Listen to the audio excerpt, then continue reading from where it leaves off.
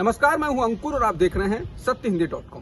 सत्य हिंदी का Android app भी आ चुका है, जिसको आप डाउनलोड करने के लिए इस डिस्क्रिप्शन में जा सकते हैं और वहां से आप उस लिंक पर क्लिक करके ऐप को डाउनलोड कर सकते हैं। इसके अलावा इस ऐप को आप गूगल प्ले स्टोर से भी डाउनलोड कर सकते हैं। अब एक नजर डाल लेते हैं अब तक की सुर्खियों पर। बंगाल की किसान महापंचायत में किसान नेता राकेश टिकैत ने कहा है कि हमको बंगाल इसलिए आना पड़ा क्योंकि सरकार 22 जनवरी के बाद हमको मिली ही नहीं। हम इंतजार करते रहे मगर सरकार दिल्ली में है ही नहीं, वो सब यहाँ हैं तो हम भी यहीं आ गए। टिकैत ने कहा, ये लुटेरों की सरकार है, अगर पार्टी की सरकार होती तो बातचीत करती। जब पार्टी की सरकार थी तो उन्होंने किसानों से बात की। इस दौरान टिकैत ने भी जनता से अपील की कि आप किसी को भी वोट दें लेकिन बीजेपी को नहीं। उन्होंने कहा कि बीजेपी के नेता वोट मांगने आए तो किसानों की मांगों के बारे में जरूर पूछे। टिकैत ने कहा कि आंदोलन में 300 से अधिक किसान शहीद हो चुके हैं, पर इस सरकार ने 2 मिनट का मौन तक नहीं रखा। भारतीय किसान यूनियन एकता उग्रहान के अध्यक्ष जोगेंद्र सिंह उग्रहा ने कहा है कि तीनों विवादित कृषि कानून वापस लेना पीएम मोदी के हाथ में नहीं है, वो उद्योगपति मुकेश अंबानी और अडानी के दबाव में हैं। द वायर की खबर के अनुसार उग्रहान ने कहा कि वो ये दावा हवा में नहीं कर रहे हैं। इस बात का खुलासा केंद्रीय कृषि और किसान कल्याण मंत्री नरेंद्र सिंह तोमर ने केंद्र और यूनियनों के बीच 15 जनवरी को हुई आखिरी बैठक के दौरान किया था। जालंधर में मजदूर किसान एकता महारैली में किसान नेता ने कहा कि तोमर ने उनको ये भूल से बता दिया, उनकी नीति में यह हमको बताना नहीं था। नंदीग्राम में ममता बनर्जी पर हमले के मामले में राज्य के मुख्य सचिव ने अपनी रिपोर्ट चुनाव आयोग के भेज दी। हालांकि चुनाव आयोग इस रिपोर्ट से संतुष्ट नहीं है और उसने और अधिक जानकारी देने को कहा है। आयोग ने इस रिपोर्ट को सतही बताया और कहा कि इसमें बहुत अधिक जानकारी नहीं है, इसलिए विस्तृत रिपोर्ट सौंपी जाए। कहा गया है कि मुख्य सचिव की रिपोर्ट से यह साफ नहीं है कि किस चीज से कार के दरवाजे को धक्का लगा और इससे ममता बनर्जी के पांव में चोट लगी। रिपोर्ट से यह भी साफ नहीं है कि क्या कुछ लोगों ने जानबूझकर कार का दरवाजा बंद किया जिससे ममता बनर्जी को चोट लगी।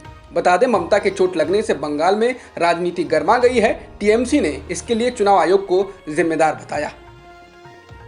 पश्चिम बंगाल के विधानसभा चुनाव में टीएमसी और बीजेपी के बीच घमासान तेज होते ही जांच एजेंसियों ने टीएमसी के बड़े नेताओं और उनके रिश्तेदारों को समन भेजना शुरू कर दिया है। सीबीआई और ईडी ने ममता सरकार के शिक्षा मंत्री पार्थ चैटर्जी, पूर्व मंत्री मदन मित्रा को समन किया है। चैटर्जी और मित्रा दोनों ही चुनाव मैदान में हैं। टीएमसी नेता मानस भूंइया को आई कोर कंपनी के मामले में सीबीआई की ओर से चिट्ठी भेजी गई है। इसके अलावा सीबीआई ने शुक्रवार को मुख्यमंत्री ममता बनर्जी के भतीजे अभिषेक बनर्जी की साली मेनका गंभीर, उनके पति अंकुश अरोड़ा और ससुर पवन अरोड़ा को करोड़ों रुपए के कोयला चोरी के मामले में समन भेजा।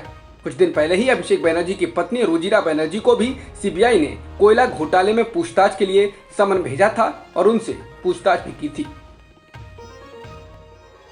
बीजेपी के बड़े नेता रहे और पूर्व केंद्रीय वित्त मंत्री यशवंत सिन्हा ममता बनर्जी की पार्टी टीएमसी में शामिल हो गए हैं। यशवंत सिन्हा लंबे वक्त से पार्टी में किनारे लगे हुए थे। हालांकि उनके बेटे जयंत सिन्हा बीजेपी में ही हैं और झारखंड के हजारीबाग सीट से सांसद भी हैं। जयंत मोदी सरकार में मंत्री भी रह चुके हैं। यशवंत सिन्हा मोदी सरकार के खासे आलोचक रहे हैं। टीएमसी में शामिल होने के बाद यशवंत सिन्हा ने बीजेपी सरकार पर जमकर हमला बोला। इसके साथ ही उन्होंने ये भी कहा कि उन्हें बहुत अफसोस है कि चुनाव आयोग अब स्वतंत्र संस्था नहीं रहा है। सिन्हा ने बंगाल में 8 चरणों में मतदान कराए जाने को लेकर कहा, यह फैसला मोदी शाह के नियंत्रण में लिया गया है जिससे बीजेपी को फायदा पहुंचाया जा सके। उन्होंने कहा कि प्रजातंत्र की ताकत प्रजातंत्र की संस्थाएं होती हैं, लेकिन आज लगभग हर संस्था कमजोर हो गई है, उसमें देश की न्यायपालिका भी शामिल है। असम विधानसभा चुनाव में all India United democratic front यानी एआईयूडीएफ के साथ गठबंधन करने वाली कांग्रेस ने कहा है कि एआईयूडीएफ हमारे सहयोगियों में से एक है और हमारे साथ कुछ और सहयोगी भी जुड़ रहे हैं। अगर हमने किसी सांप्रदायिक ताकत के साथ गठबंधन किया होता तो वो हमारे साथ नहीं आते। उन्होंने कहा कि अगर एआईयूडीएफ भविष्य में किसी तरह का सांप्रदायिक रुख अख्तियार करती है तो हम उसके साथ नहीं रहेंगे और इसलिए हमने लक्ष्मण रेखा खींच दी है। बता दें, बीजेपी लगातार एआईयूडीएफ पर हमलावर है और सांप्रदायिक पार्टी बताकर निशाने पर लेती रही है। गौतम अडानी इस साल सबसे ज्यादा कमाई करने वाले अरबपति बन गए हैं। इस साल के शुरुआती 3 महीनों में गौतम अडानी की संपत्ति में 16.2 अरब डॉलर तक की बढ़ोतरी हुई है। जिस प्रकार से उनकी संपत्ति बढ़ी है, उन्होंने इस साल कमाई के मामले में टेस्ला के प्रमुख एलन मस्क और अमेजॉन के सीईओ जेफ बेजोस को भी पीछे छोड़ दिया है। वहीं इस दौरान मुकेश अंबानी की कमाई में 8.1 अरब डॉलर की बढ़ोतरी हुई है, जो अडानी की कमाई से आधी है। ब्लूमबर्ग बिलियनियर इंडेक्स के ताजा आंकड़ों के मुताबिक अब अडानी की संपत्ति 50 अरब डॉलर पर पहुंच गई है, जो मुकेश अंबानी की कुल संपत्ति 83.1 अरब डॉलर और एशिया के सबसे अमीर रह चुके जैक मा की कुल संपत्ति 50.7 अरब डॉलर से कुछ ही पीछे है। मनसुख हिरेन केस में सवालों के घेरे में आए मुंबई क्राइम ब्रांच की क्राइम इंटेलिजेंस यूनिट के पूर्व हेड सचिन वाजे की मुश्किलें कम होने का नाम नहीं ले रही हैं। मनसुख की पत्नी द्वारा सचिन वाजे पर लगाए गए हत्या के आरोप के बाद सचिन ने गिरफ्तारी से बचने के ठाणे की सेशंस कोर्ट में शुक्रवार को अग्रिम जमानत की याचिका दाखिल की थी, जिस पर अदालत ने वाजे को अंतरिम जमानत देने से इनकार कर दिया। इसके बाद ही अदालत ने अगली सुनवाई के दौरान जांच अधिकारी को भी हाजिर रहने का आदेश दिया है। इस दौरान कोर्ट ने यह भी साफ कर दिया है कि अगर जांच एजेंसी चाहे तो सचिन वाजे को गिरफ्तार कर सकती है। इस मामले की अगली सुनवाई अब 19 मार्च को होगी। मनसुख हिरेन केस में शनिवार सुबह मुंबई पुलिस महकमे में उस समय खलबली मच गई जब इस मामले में जांच अफसर रहे सचिन वाजे ने व्हाट्सएप पर एक स्टेटस शेयर किया। इसमें उन्होंने अपने साथी अफसरों द्वारा उन्हें इस केस में फंसाए जाने का आरोप लगाया। सचिन वाजे ने स्टेटस में यह भी लिखा कि अब दुनिया से विदा लेने का समय नजदीक आ रहा है। इसके बाद मुंबई पुलिस के आला अफसरों ने सचिन वाजे से संपर्क कर उनसे कहा कि वे किसी भी तरह का गलत कदम न उठाएं। तर्कवादी नरेंद्र दाभोलकर और कॉमरेड गोविंद पानसरे की हत्या के मामले में चल रही जांच को लेकर एक बार फिर बॉम्बे हाई कोर्ट ने जांच एजेंसियों को फटकार लगाई है। फरवरी 2020 में भी हाई कोर्ट ने ऐसे ही शब्दों में फटकारा था, लेकिन एक साल में अदालत को जांच प्रक्रिया में कोई सुधार नहीं दिखा और उसने फिर से कड़े शब्दों में जांच अधिकारियों को डांटा है। अदालत ने कहा है कि हम जांच एजेंसियों पर शक नहीं कर रहे, लेकिन जांच सही दिशा में चल रही है ये दिखाई भी देना चाहिए। यदि कोई अधिकारी इस जांच में देरी की कोशिश कर रहा होगा तो हम उसे छोड़ेंगे नहीं। अदालत ने कहा कि नरेंद्र दाभोलकर की हत्या हुए 8 साल हो गए, जबकि गोविंद पानसरे की हत्या को 6 साल।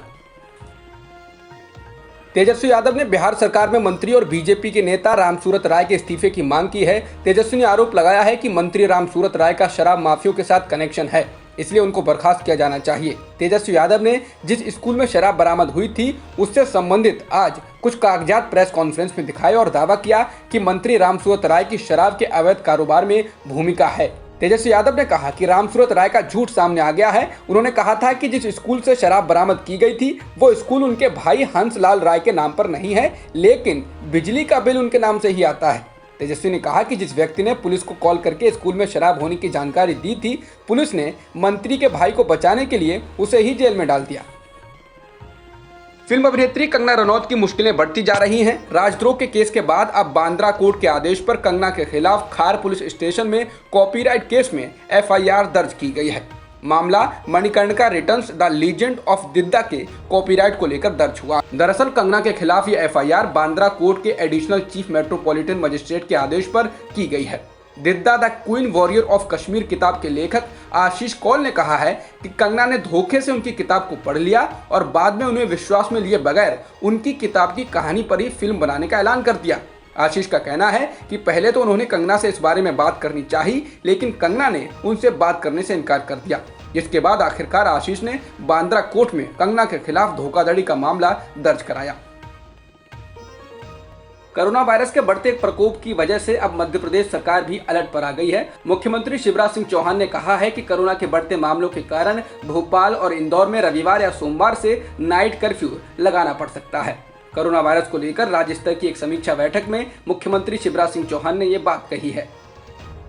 भारत में एक दिन में 24,882 नए कोरोना संक्रमण के मामले दर्ज किए गए हैं और 140 लोगों की जान गई है। बता दें, पिछले 24 घंटों में दर्ज किए गए मामले इस साल के एक दिन में आए मामलों में सबसे अधिक हैं। इसके साथ ही देश में कुल संक्रमितों का आंकड़ा 1,13,33,000 के पार हो गया है और मृतकों की संख्या भी 1,58,000 के पार हो चुकी है।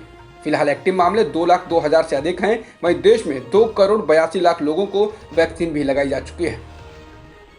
अमेरिका के राष्ट्रीय सुरक्षा सलाहकार जेक सुलिवन ने क्वाड समूह की बैठक को लेकर कहा है कि बैठक में चीन को लेकर चर्चा की गई, लेकिन वो चर्चा के केंद्र में नहीं था। जेक सुलिवन ने कहा है कि चीन को लेकर जिस मुद्दे पर चर्चा हुई है वो भारत चीन सीमा यानी LAC पर गतिरोध को लेकर हुई। अब तक की खबरों में इतना ही। बाकी खबरों के लिए बने रहिए सत्यहिंदी.com के साथ। सत्य हिंदी का ऐप डाउनलोड करें गूगल प्ले स्टोर पर।